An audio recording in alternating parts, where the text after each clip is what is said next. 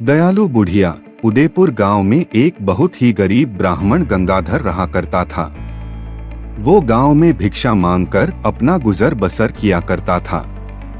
एक दिन वो कुछ बासी रोटियां लेकर अपनी झोपड़ी में आता है, तभी उसकी पत्नी उन बासी रोटियों को देखते ही बोलती है, पत्नी, अरे रे, ये क्या, तुम आज भी ये बासी रोटी लेकर आ गए। अरे रे, आज मुझे ये बासी रोटी ही खानी पड़ेगी। आय हाय, पूरा दिन गांव में भिक्षा मांगकर भी ये बासी रोटियां लेकर आए हो तुम। हे भगवान, ना जाने वो कौन सा दिन होगा जब तुम भिक्षा में मेरे लिए कुछ अच्छा लेकर आओगे। गंगाधर, अरे भाग्यवान, अब चुप हो जाओ। गांव वाले भिक्षा में जो भी मुझे देते हैं वो मैं तुम्हारे लिए ले आता हूँ भाग्यवान। अब तुम ही बताओ मैं क्या करूं। पत्नी, अरे चुप करो तुम, जब भी देखो बस यही बोलते हो, आखिर कब तक खाऊं मैं ये बासी रोटियां। देखो, अगर तुम कल सुबह भिक्षा में मेरे लिए कुछ अच्छा नहीं लाए तो अच्छा नहीं होगा। हाँ, बता देती हूँ। बेचारा गंगाधर अपनी पत्नी की ऐसी बातें सुनकर बहुत दुखी हो जाता है। अगली सुबह गंगाधर फिर से गांव में किसी के द्वार पर भिक्षा मांगने जाता है।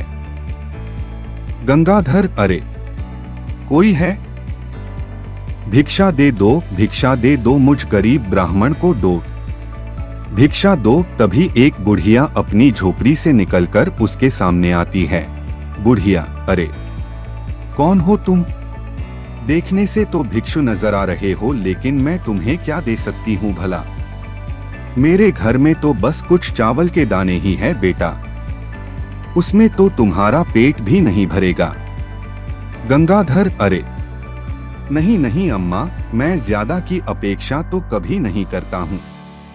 तुम्हारे घर में जो भी थोड़े चावल है वही मुझे दे दीजिए, मैं उन्हीं से अपना पेट भर लूंगा। बुढ़िया, अच्छा ठीक है बेटा, मैं अभी लेकर आती हूँ। वो चावल के दाने लेने गई, जिसके बाद चावल के दाने लाकर गंगाधर को देती है। गंगाधर, बहुत बहुत धन्यवाद अम्मा।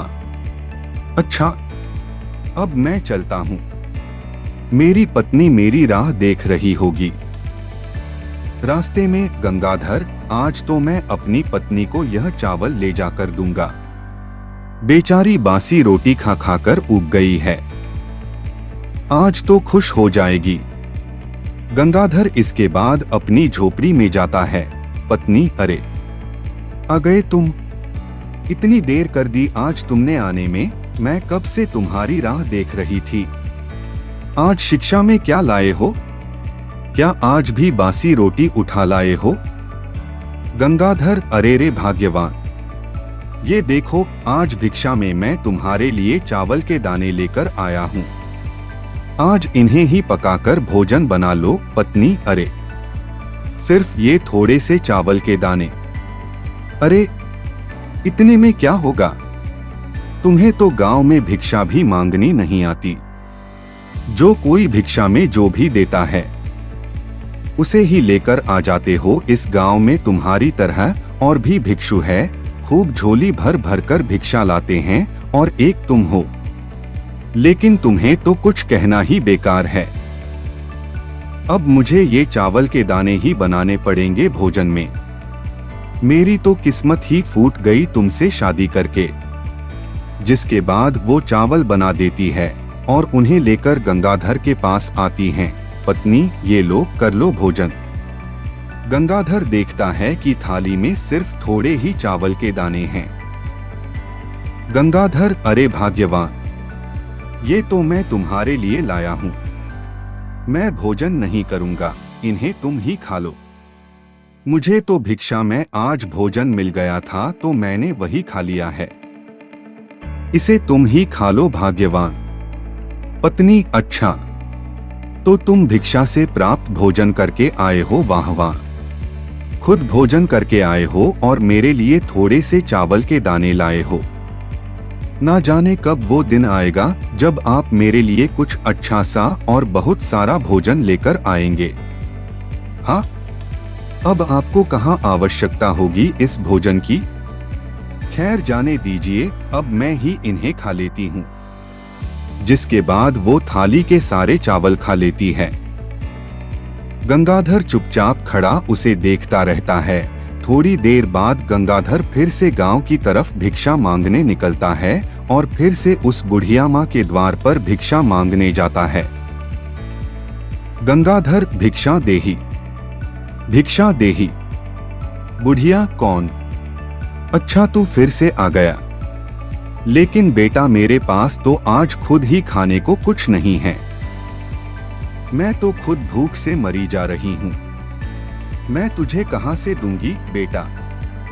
गंगाधर अरे ये तुम क्या बोल रही हो अम्मा? क्या आपने कुछ भी नहीं खाया है? गंगाधर अपने झोले में देखता है तो उसमें बासी रोटी पड़ी होती है। गंगाधर वो बासी रोटी उस बुढ़िया को दे देता है। गंगाधर अरे अम्मा, मेरे पास तुम्हें देने के लिए और तो कुछ नहीं है सिवाय इस बासी रोटी के। तुम इसे ही खाकर अपने भूख मिटा लो। बढ़िया अरे हाँ, क्यों नहीं बेटा, मुझे तो बहुत जोरों की भूख लगी है। हाँ ला दे, यही बासी रोटियां मुझे दे दे।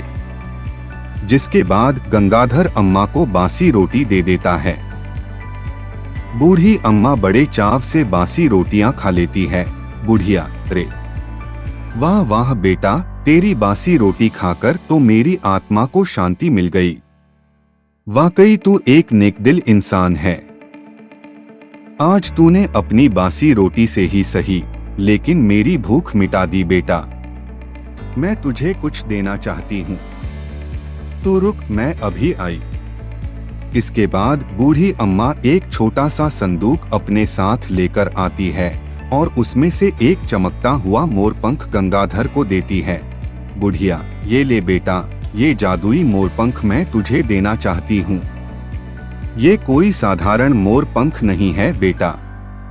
तू कोई भी एक इच्छा इस मोरपंख से बोलेगा तो वो अवश्य पूरी होगी।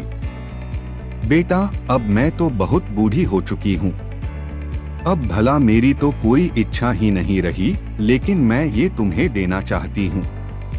बेटा इस जादुई पंख से तुम अपनी एक इच्छा पूरी कर सकते हो। गंगाधर ये सुनकर बहुत खुश हो जाता है। गंगाधर क्या सच में अम्मा, तुम सच बोल रही हो? अगर ऐसा है तो मैं ये जादुई पंख अपनी पत्नी को दूंगा। आज तक मैं अपनी पत्नी को कुछ भी नहीं दे पाया हूँ। इस जादुई पंख को पाकर वो बहुत खुश हो जाएगी। हाँ अच्छा अम्मा, अब मैं चलता हूँ। बुढ़िया अच्छा ठीक है बेटा, जैसी तेरी मर्जी। जिसके बाद गंगाधर वो जादुई पंख लिए जंगल के रास्ते से अपने घर जा ही रहा होता है कि तभी वो देखता है कि जंगल में एक जगह एक आदमी बहुत बुरी हालत में बैठा रो रहा होता है। उसके रोने की आवाज सुनकर गंगाधर उसके पास जाता है। गंगाधर अरे भाई, कौन हो तुम और रो क्यों रहे हो? आखिर क्या बात है? क्या कोई परेशानी है? बताओ मुझे, तुम रो क्यों रहे हो? सेवक राम, मैं घोर परेशानी में हूँ। मैं मरने वाला हूँ। मुझे नहीं लगता कि अब मैं जिंदा बच सकूंगा भाई। उसकी ये बात सुनकर गंगाधर हैरान हो जाता है। गंगाधर ये तुम क्या कह रहे हो? कौन हो तुम और आखिर तुम क्यों मरने वाले हो? बताओ मुझे क्या हुआ है तुम्हारे साथ? सेवक राम, मैं पड़ोसी राज्य का मंत्री सेवक राम हूँ। कल सुबह मेरे जीवन की आखिरी सुबह होगी। मुझे मृत्युदंड की सजा सुनाई गई है। मेरा जीवन समाप्त होने को है। अगर मैंने जल्द से जल्द राजा की इच्छा पूरी नहीं की तो वो मुझे मृत्युदंड दे देंगे। गंगाधर, मृत्युदंड? लेकिन क्यों? क्या इच्छा है राजा की, बताइए मुझे। सेवक राम, राजा की पत्नी और हमारी महारानी को एक बीमारी हो गई है।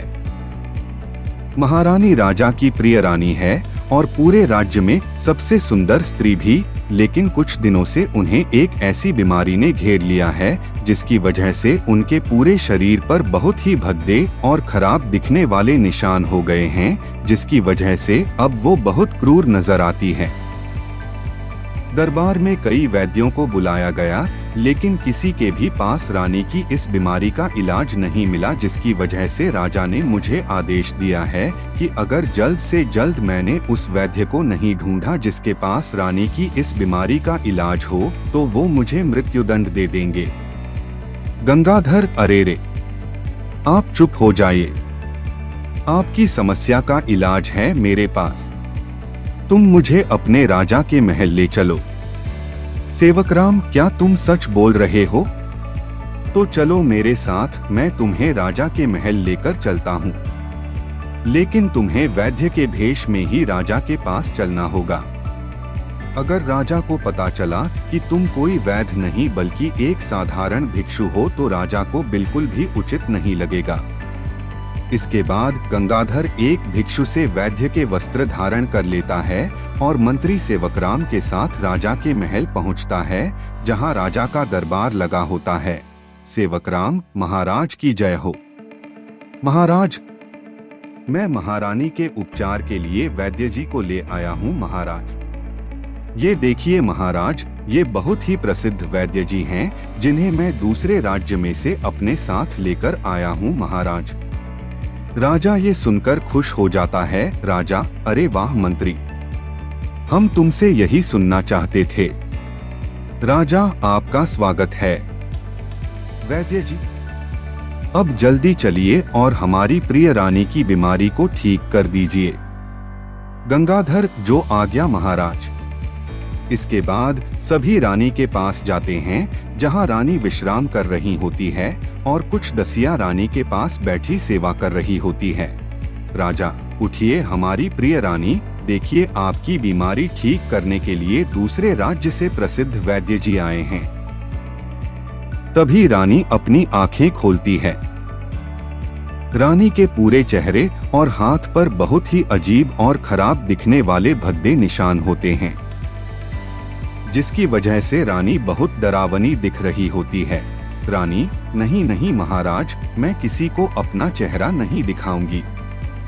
देखिए तो कितनी कुरूप दिख रही हूँ मैं। नहीं नहीं, मैं नहीं दिखाऊंगी अपना चेहरा। राजा, रानी, तुम मेरी प्रिय रानी हो, यह तुम क्या बोल रही हो? देखो, वैद्य जी आए हैं। यह अवश्य ही तुम्हारी बीमारी को ठीक कर देंगे।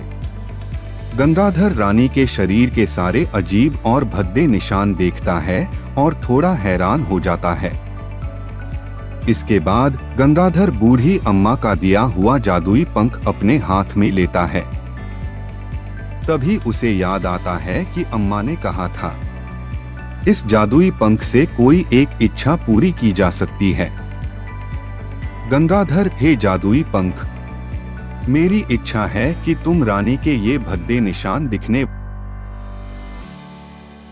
अगर रानी की बीमारी ठीक नहीं हुई तो बेचारे मंत्री सेवकराम को मृत्युदंड दे दिया जाएगा। तभी गंगाधर जैसे ही जादुई पंख को रानी के मुख पर रखता है, अचानक देखते ही देखते काफी तेज रोशनी होती है और रानी के सारे भद्दे और खराब दिखने वाले निशान गायब हो जाते हैं। ये देखकर सभी बहुत खुश हो जाते हैं। रानी, महाराज देखिए, देखिए ना, मैं एकदम ठीक हो गई हूँ। देखिए, मेरा रूप पहले की तरह चमक रहा है। देखिए ना महाराज। हाय हाय, वाह वाह, मैं फिर से सुंदर हो गई हूँ। मैं सुंदर हो गई हूँ। राजा, हाँ हमारी प्रिय रानी, हम देख सकते हैं तुम्हारा रूप पहले की ही तरह चमक रहा है। वाकई ये हमारे लिए बहुत खुशी की बात है। राजा, वाह हमारे प्रिय मंत्री, हम तुमसे बहुत प्रसन्न हुए। अब तुम्हें मृत्युदंड नहीं दिया जाएगा। राजा, वैद्य जी तुम्हारा बहुत बहुत धन्यवाद, जो तुमने हमारी प्रिय रानी की बीमारी को ठीक कर दिया। हम आपको भेंट स्वरूप 100 सोने की मोहरें देते हैं।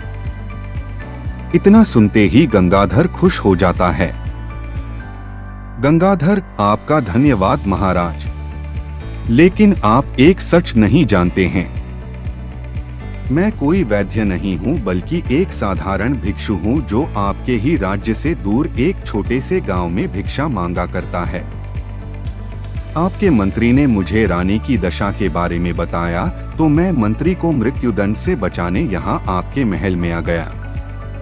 राजा उसकी बात सुनकर थोड़ा हैरान हो जाता है। मंत्री जी, महाराज, मैंने आपसे ये झूठ बोला। ये कोई वैद्य नहीं बल्कि एक साधारण भिक्षु है। मुझे माफ कर दीजिए महाराज। राजा, हमने तुम्हें माफ कर दिया है। तुम्हारे इस झूठ से हमें आज ये सीख मिली है कि एक साधारण सा भिक्षु भी अपने ज्ञान से बहुत बड़ा हो सकता है। व्यक्ति का कर्म ही उसे बड़ा बनाता है। सभी दरबार में राजा की ये बात सुनकर खुश हो जाते हैं। तभी गंगाधर को सोने की 100 मोहरें दी जाती है, जिसको लेकर वो अपने घर जाता है। पत्नी, अरे कहाँ चले गए थे आप? मैंने आपको कहाँ कहाँ नहीं ढूंढा, बताएं मुझे। तभी गंगाधर उसे सारी बात बताता है। पत्नी, अरे क्या आप सच बोल रहे हैं? मुझे माफ कर दीजिए जी, मैंने आपको कितना कुछ भला बुरा कहा और आपने पलटकर मुझे कभी एक शब्द नहीं कहा। आप सच में बहुत नेक दिल और ज्ञानी इंसान हैं। मुझे माफ कर दीजिए।